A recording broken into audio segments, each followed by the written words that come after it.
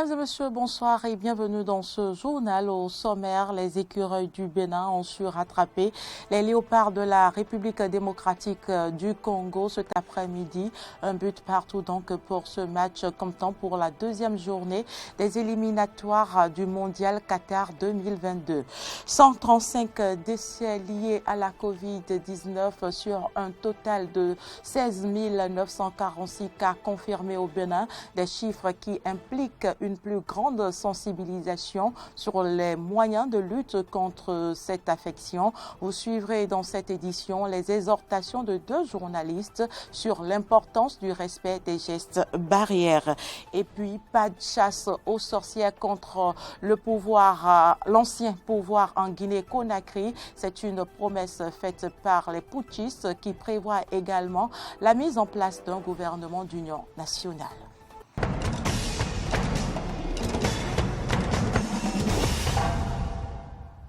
Merci pour l'attention. On ouvre ce journal par le sport, actualité oblige. Les écureuils du Bénin ont affronté cet après-midi les léopards de la République démocratique du Congo dans le cadre de la deuxième journée des éliminatoires du Mondial Qatar 2022. À l'issue du match joué au stade de l'Amitié Générale Mathieu Kérékou, les deux équipes se sont neutralisées avec un score de 1 but partout. Le premier but a été marqué par l'attaquant congolais, Dieu merci, Mbokani. À la 12e minute, le but égalisateur du Bénin est intervenu à la 33e minute. Il a été marqué par le milieu de terrain Jordan Adeoti. Pour l'heure, le Bénin totalise 4 points, la RDC 2 points devant la Tanzanie et le Madagascar qui ont chacun 1 point. Le Bénin compte désormais 135 décès liés à la Covid-19. J'en parlais à l'entame de cette édition. Le tableau sanitaire affiche donc un total de 16 946 cas confirmés, 4 921 patients sous traitement et 11 890 cas déclarés guéris. Il y a donc eu 5 nouveaux décès et plus de 1000 nouveaux cas par rapport au bilan du mercredi dernier où le gouvernement avait annoncé 15 932 cas confirmés et 131 décès. Et puis, face à cette résurgence des cas de Covid-19 au Bénin, l'heure est à la sensibilisation sur le respect des gestes barrières et l'importance de la vaccination pour lutter efficacement contre ce mal qui décime le monde entier. C'est d'ailleurs ce à quoi se sont attelés les journalistes François Xavier Noumon et Alphonse Moïse Soudé au micro d'Eden TV. On les écoute. Cette pandémie ne fait pas de distinction particulière.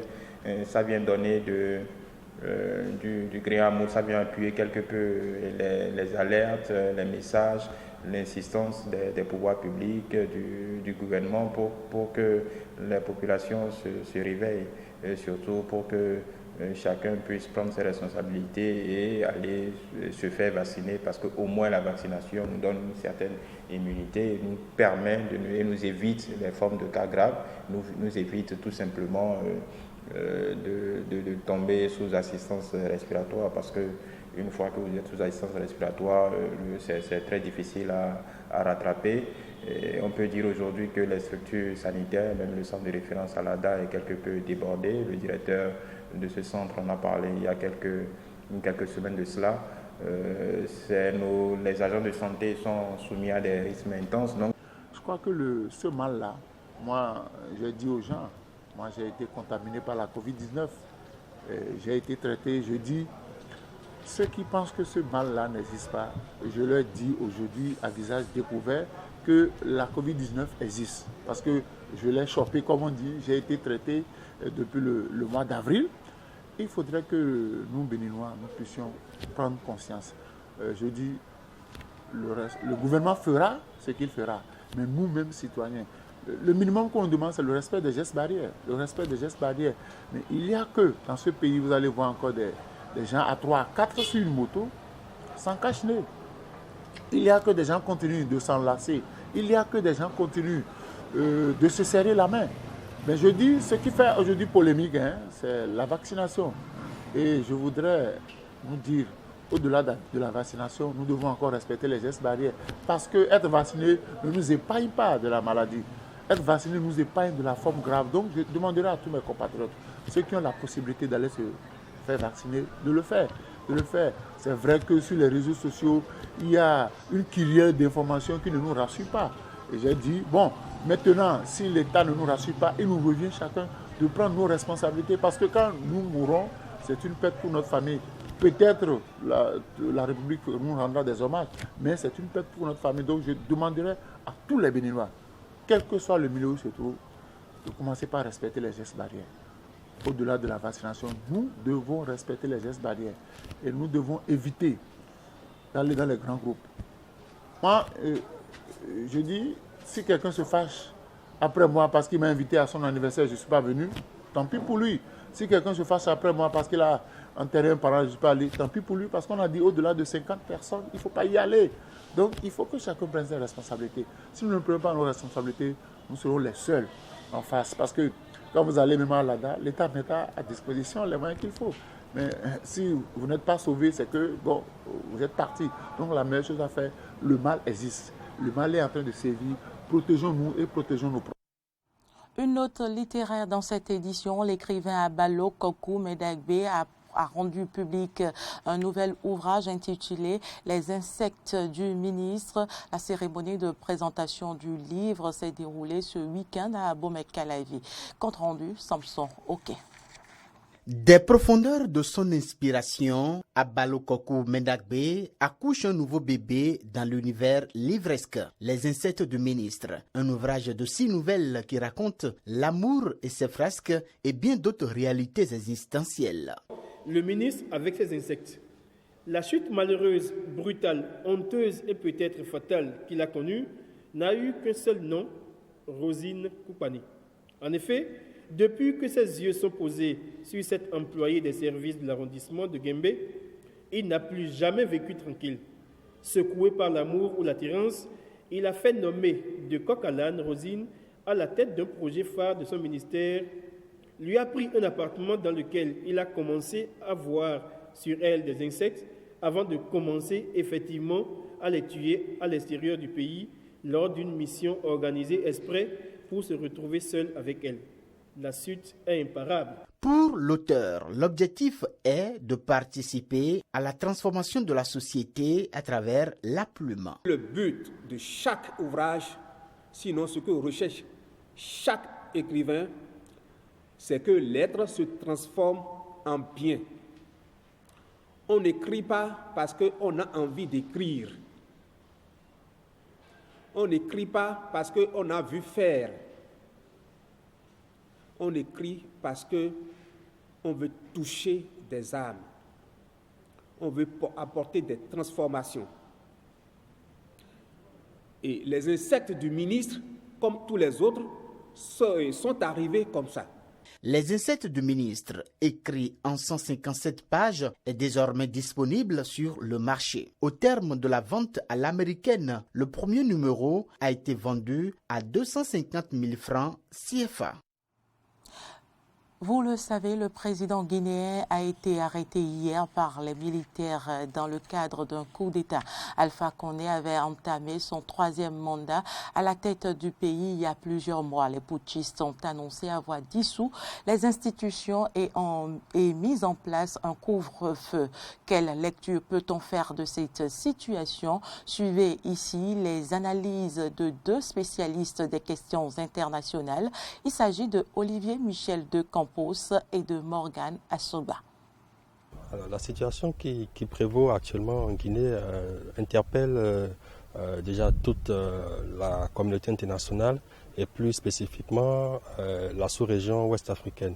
Alors il s'agit clairement là d'un recul démocratique pour ce pays dont on connaît assez l'histoire après l'élection d'Alpha Condé en 2010 qui avait suscité une vague d'espoir, un réel espoir pour la population guinéenne qui avait connu quand même, faut-il le rappeler, près de 52 ans de régime autoritaire. Alors cette élection avait sonné comme une sorte de renouveau pour la population, mais se solde malheureusement par ce nouveau coup d'État que nous pouvons considérer comme une sortie par la petite porte pour Alpha Condé. Il faut comprendre une chose, c'est que la plupart des situations similaires en Afrique ont pour premier motif l'ordre constitutionnel.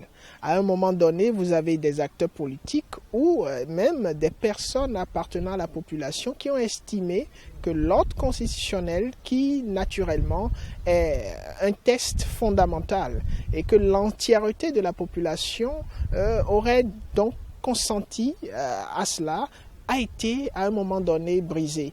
Et une remise en cause de la légitimité de ces acteurs politiques qui sont au leadership. Et donc, naturellement, nous nous retrouvons face à ces contestations qui grandissent en frustration et qui, à un moment donné, lorsqu'ils rencontrent un soutien, que ce soit militaire ou que ce soit externe, cela donne ce que ça donne. Et donc, il est temps que les acteurs politiques prêtent une oreille plus attentive à chaque contestation relative à l'ordre constitutionnel dans le pays. Ce peuple doit faire preuve de maturité. Maturité dans le sens de leur participation au processus de décision, maturité dans le sens d'éviter de s'enliser dans une dynamique de violence. Il faudrait que la communauté internationale ne décide pas du système de transition qui doit être utilisé en Guinée, ne décide pas de la durée de ce système de transition, mais qui puisse permettre au peuple guinéen de faire un diagnostic profond de ce pourquoi la Guinée se retrouve face à cette situation et de suggérer des solutions eux-mêmes. La Guinée s'est donc réveillée aujourd'hui en pleine incertitude et doit désormais croire aux promesses. Les putschistes guinéens qui ont capturé le président Alpha Condé et annoncé la dissolution des institutions ont promis à la suite de la rencontre avec les désormais ex-ministres et présidents des institutions la mise en place d'un gouvernement d'union nationale chargé de conduire une période de transition politique. Ils ont également assuré qu'il n'y aurait pas de chasse aux sorcières contre l'ancien pouvoir. Une concertation sera ouverte pour décrire les grandes lignes de la transition. Ensuite, un gouvernement d'union nationale sera mis en place pour conduire la transition, a dit le chef putschiste, le lieutenant-colonel Mamadi Doumbouya, dans un discours sans toutefois préciser la durée de la concertation ni de la transition au lendemain d'un coup d'État largement condamné par la communauté internationale, mais salué par des scènes de liesse à Conakry.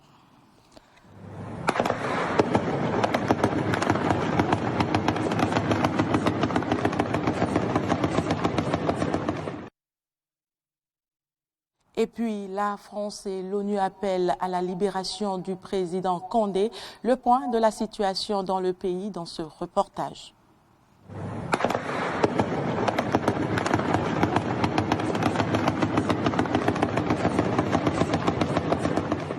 Des tirs nourris et alarmes lourdes ont résonné ce dimanche matin aux abords de Sékou Toureya, le palais présidentiel où se trouvait Alpha Condé, le président de la Guinée-Conakry.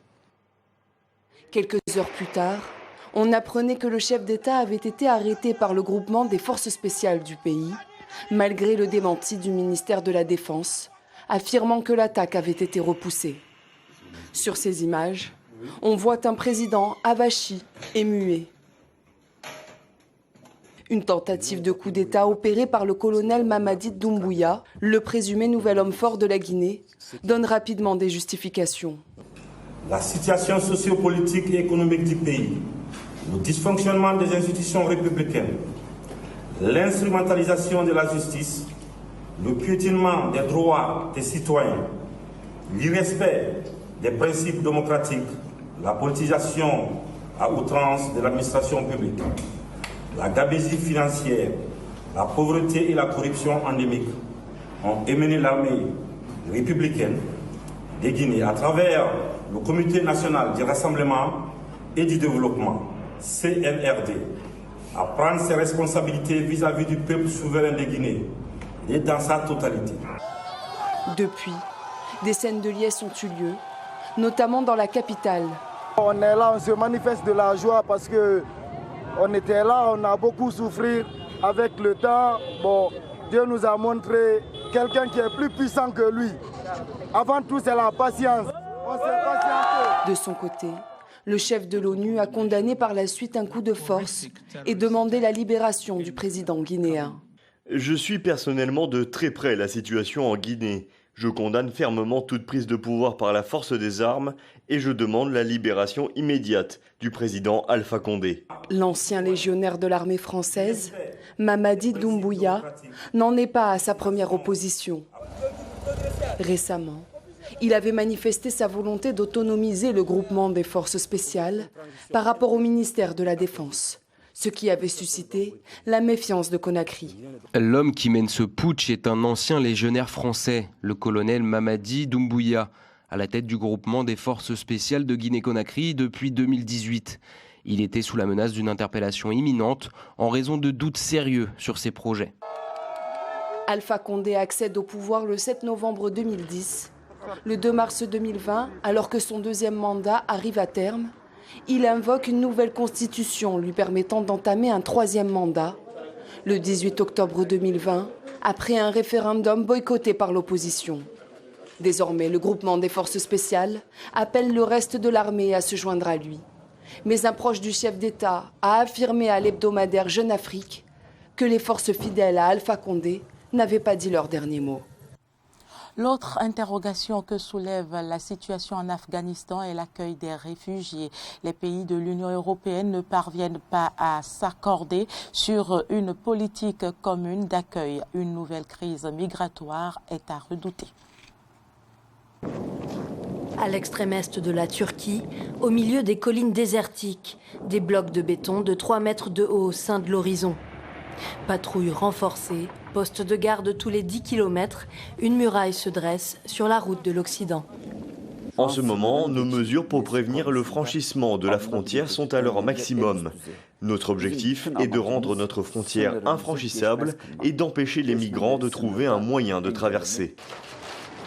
Le pays, porte d'entrée principale vers l'Union européenne, craint un scénario semblable à celui de 2015. En marge de la crise syrienne, Ankara avait alors accueilli près de 4 millions de réfugiés. À quelques milliers de kilomètres de là, un autre point de passage, la Grèce, qui ne se montre pas plus accueillante. Tandis que les forces armées sont placées en alerte le long des frontières, Athènes renforce son arsenal législatif.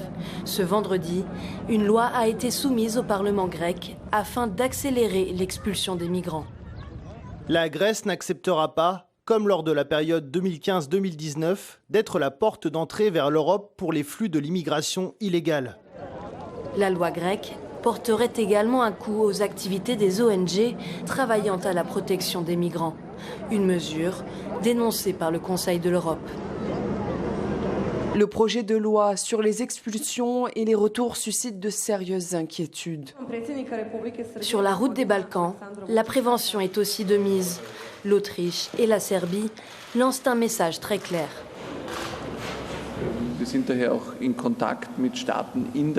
Nous sommes en contact avec les pays de la région. En ce moment, s'il y a une vague de migrants, ils sont en Afghanistan. Mais s'il y a une vague vers d'autres pays, ils doivent être pris en charge par les pays voisins et il ne faut pas qu'ils se dirigent vers l'Europe. Ceux qui partent d'Afghanistan ont un objectif clair, l'Europe de l'Ouest et les États-Unis. Ils ne sont pas nombreux à vouloir rester dans les Balkans occidentaux. Nous nous montrerons solidaires avec tous, mais nous ne ferons pas office de parking pour les migrants.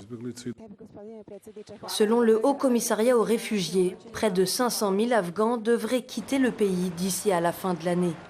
Face à la crise afghane, la Commission européenne pousse les États à appliquer une politique de quotas.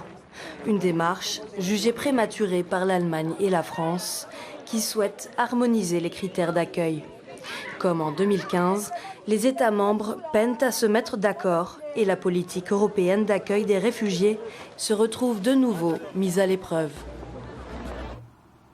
Et puis, Israël se prépare à une 4e dose de vaccin contre la Covid-19. Les experts estiment qu'un rappel tous les 6 mois doit être fait. Le pays fait face actuellement à une nouvelle vague de contamination due au variant Delta. Une piqûre de rappel tous les 6 mois. C'est ce à quoi pourraient s'attendre les Israéliens. Ce dimanche, le responsable de la lutte contre le Covid, Salman Zarqa, a appelé la population à se préparer à l'administration d'une 4e dose de vaccin. Étant donné que le virus est là et qu'il continuera de l'être, nous devons songer à une 4e injection. C'est notre vie à partir de maintenant, par vague. Et en pensant à cela et au déclin du vaccin et des anticorps, il semble qu'à intervalles réguliers, cela pourrait être une fois par an ou tous les 5 ou 6 mois, nous aurons besoin d'une nouvelle injection. Une décision qui intervient en raison de la progression du variant Delta sur le territoire de l'État hébreu. Depuis quelques semaines, les cas de contamination repartent à la hausse. Plus de 9500 cas ont été détectés vendredi en 24 heures en Israël. Et pour cause, l'efficacité des vaccins diminuerait au fil du temps, selon des études récentes dévoilées par les autorités sanitaires américaines. Une explosion des cas qui pousse le gouvernement à inciter la population à continuer ses efforts. Nous avons adopté une stratégie de confinement doux qui préserve l'économie, parallèlement à une série de mesures visant à contenir les infections, comme le rappel vaccinal que nous avons décidé. Il semble que cette stratégie va porter ses fruits, mais nous ne pouvons pas nous reposer sur nos lauriers. Plus de 62% de la population israélienne est vaccinée et 2 500 000 habitants ont déjà reçu une 3e injection. Une campagne vaccinale rapide qui a fait d'Israël le premier pays au monde à proposer une 3e dose de vaccin à sa population et qui pourrait inciter d'autres pays à en faire autant. Ce sera tout pour cette édition. Merci de nous avoir suivis. Bonsoir chez vous.